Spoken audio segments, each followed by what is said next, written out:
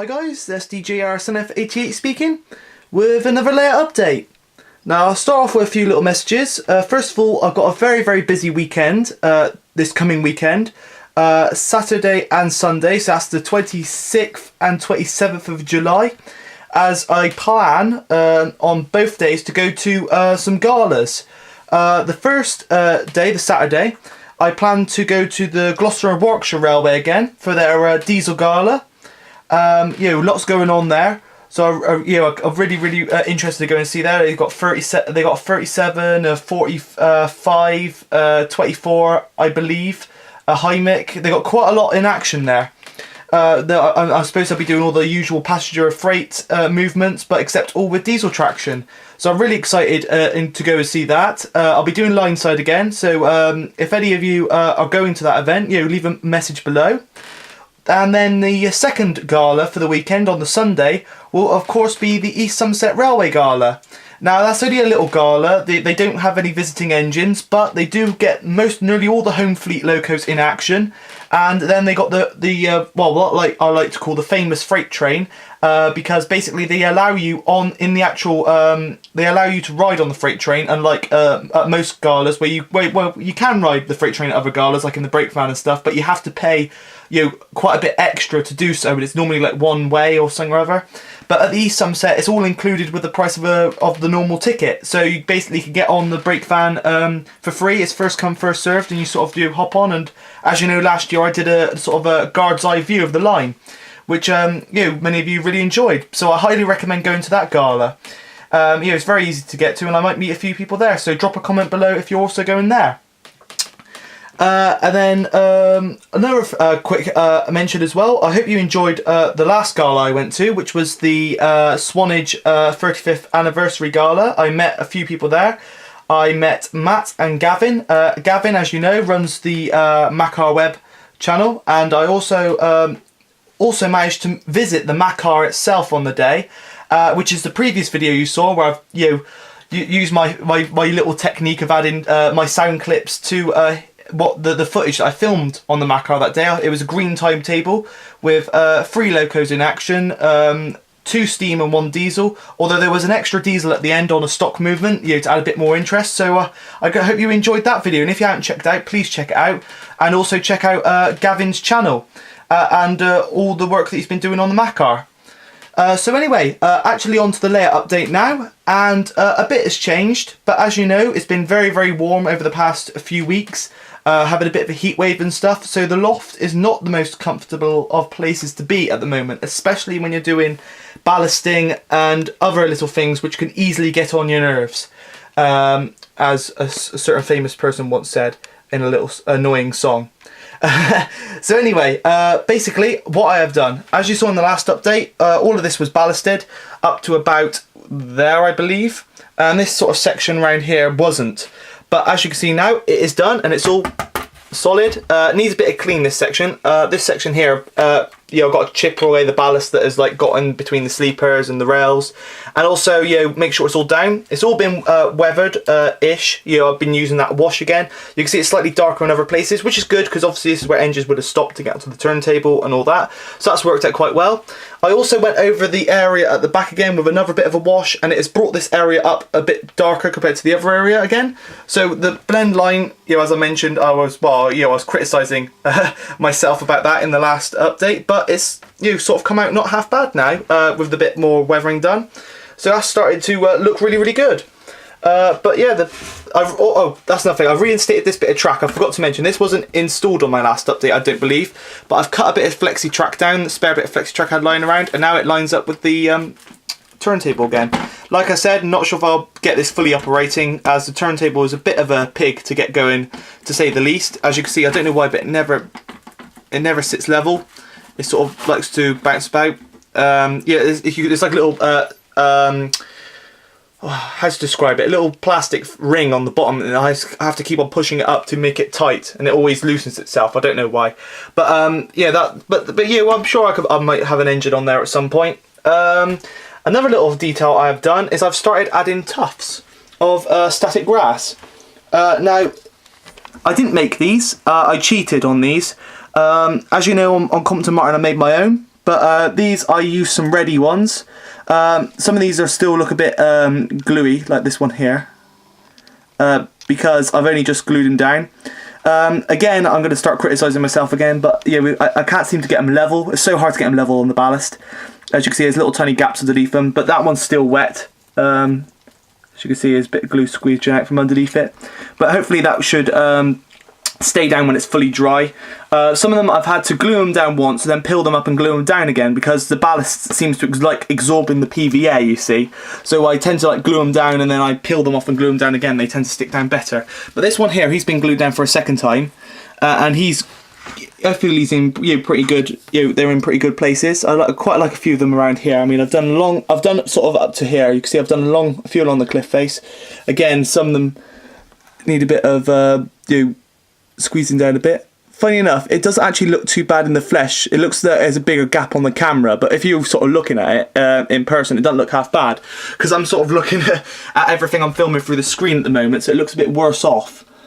But yeah, that's what I've been doing. I've done them up to the pair of points down here. I think this one, I don't really like this one. He's got a bit flat and he's got a bit sort of, I don't know how to describe it, but he's had a bit of a bad hair day, let's just say. So I think I'll peel him up and put another one on. But as I mentioned, I cheated with these and I bought them. Quite a few people have been buying sort of things like this. But I bought these from my local model shop. They're Citadel ones. You can pick these up in most model shops because they're like sort of wargamer stuff. But as you can see, there's quite a few in there of all different sizes and shapes. £7.20, not too bad. Some may say that's a bit expensive, but I think personally that's good value because I spent absolutely ages doing the ones with my static grass applicator where I used a little metal tin and I put a bit of PVA on and sprinkled my static grass on. And the static grass that I used was like £6 a bag. And I reckon that when you sort of put them on the tin and you sort of made them, only about 25 out of 75% of the ones you created were actually good. The other half had to sort of go in the bin because the PVA was very, very see-through and the static grass didn't quite grip to it. So in doing this, it sort of saves the hassle. There's hundreds in there, as you can see. There's loads in there, all different shapes and sizes. So it is sort of worth it in the end. It sort of saves the hassle and does that. But the only bit, the bit of hassle is obviously putting them on the layout. I'm trying to use PVA because I don't really want to use super glue. And the PVA does seem to hold them down second time round, but it does, sort of raise a bit of chaos with PVA getting on the bits of the static grass and making them not look as good as they should do. But so far it didn't look half bad, and the ones that not going to be pleased with, I'll rip up and do some more. I've got plenty there, and as I said, I've got to do all of this section. As for this section here, I mentioned in the last update about this coming up, and I had quite a few really good ideas on what I could do with the area, especially along the back there, because as I mentioned, I didn't want to put another track up there again due to the chance that there could be condensation up there. Some people asked why that bit of track there rusted and all the other stuff doesn't, because as you know, track tends to be made of nickel now. But some of the pieces of rail I used were from my Gramps' really older layout, so the track was actually made of steel, certain sections. And certain sections are still in use on the layout. Some of them aren't too bad, but that one there, I wasn't looking at it there briefly, hasn't fared off too well due to its location. But I've had a few good ideas. Some say put a road up there. Some have even suggested a motorway. But one person, I've totally forgotten, I noticed one of the channels, very sorry about this, I didn't look at the comments before I came up, but mentioned that I should put another section of the canal up there. And I quite like that idea, so I might do that in the near future. Obviously I have to modify this cut in here and sort of fill it in and make that a rolling hill of some sort. As likewise down that end as well, because obviously you can't have a canal coming off a sheer sort of drop down off the end of the bridge. But I think I'll make a really lovely canal, because as railways around my area, in particular the Great Western, and in some cases the S&D, actually did follow parts of canals, especially the Great Western. It was actually built alongside some of the branches were even actually built on the canal where canals used to be. So it makes perfect sense having a canal there and a canal there sort of thing. Now you may be wondering, does the canal go off into the distance and join onto there?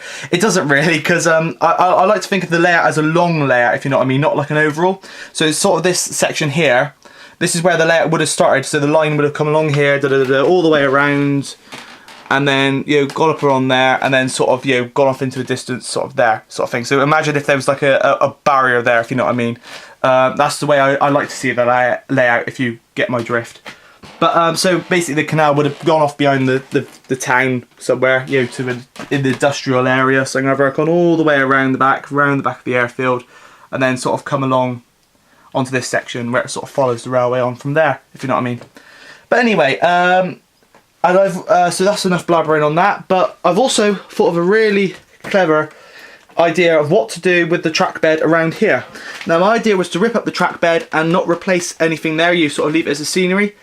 But as some of you may know, a very, very tempting item has just been released by a certain company beginning with B, and the potential is that I might replace track with track, if you get my drift. It'll be a small end-to-end line from starting maybe like a little run round loop here, all the way along to a run round loop where that embankment going up will be too.